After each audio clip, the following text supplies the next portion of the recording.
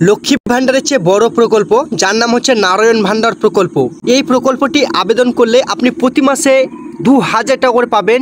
আপনি পুরুষ অথবা মহিলা যেই হন না কেন আপনি কিন্তু 2000 টাকা করে পাবেন।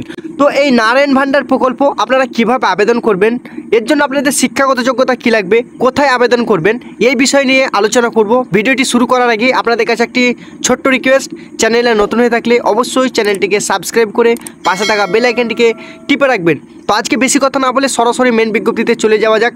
তো ভিউয়ার্স, আপনারা হোম স্ক্রিনে দেখতে পাচ্ছেন নারায়ণ ভান্ডার প্রকল্পে অ্যাপ্লাই অনলাইন। নারায়ণ ভান্ডার প্রকল্প আবেদন পদ্ধতি 2024 এবং 2025। এটি কিন্তু কেন্দ্র সরকারের প্রকল্প।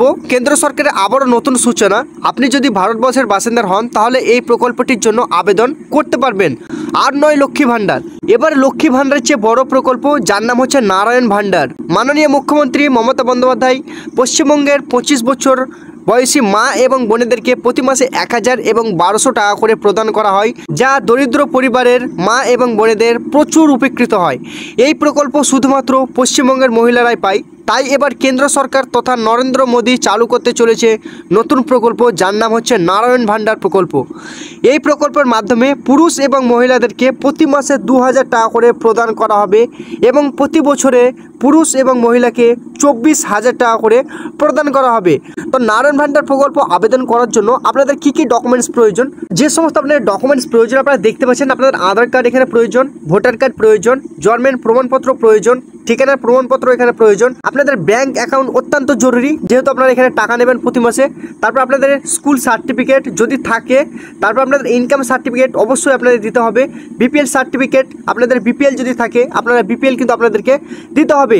তো ভিউয়ার্স, এবার আপনাদেরকে বলবো আপনার নারায়ণ ভান্ডার প্রকল্প কারা কারা আবেদন করতে পারবেন। তো আপনারা দেখতে পাচ্ছেন এখানে 1 নম্বরে এই প্রকল্প আবেদন করার জন্য ভারতবর্ষের যে কোনো রাজ্যের বাসিন্দার হতে হবে, 25 বছর বয়স হতে হবে, পারিবারিক বার্ষিক আয় কিন্তু 1,20,000 টাকার নিচে আয় হতে হবে, তাহলে আপনারা আবেদন করতে পারবেন। তারপরে শুধুমাত্র দরিদ্ররা এখানে আবেদন করতে পারবেন।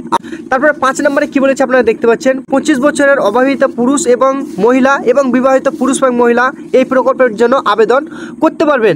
অত্যন্ত একটি গুরুত্বপূর্ণ প্রকল্প ভিউয়ার্স, আপনারা কেউ হাতছাড়া করবেন না, এই প্রকল্পটি আবেদন করতে পারবেন।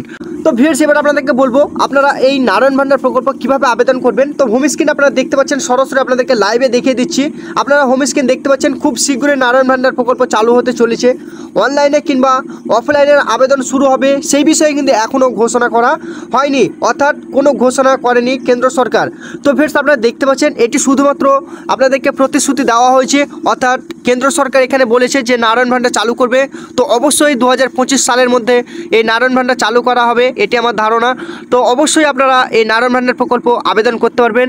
শুধুমাত্র আপনাদের 25 বছর বয়স লাগবে, পুরুষ এবং মহিলা উভয়ই কিন্তু এই প্রকল্পের জন্য আবেদন করতে পারবেন। তো ভিউয়ার্স, আজকে ভিডিওটি এইটুকুনি। ভিডিওটি যদি ভালো লেগে থাকে অবশ্যই কমেন্ট করে জানাবেন।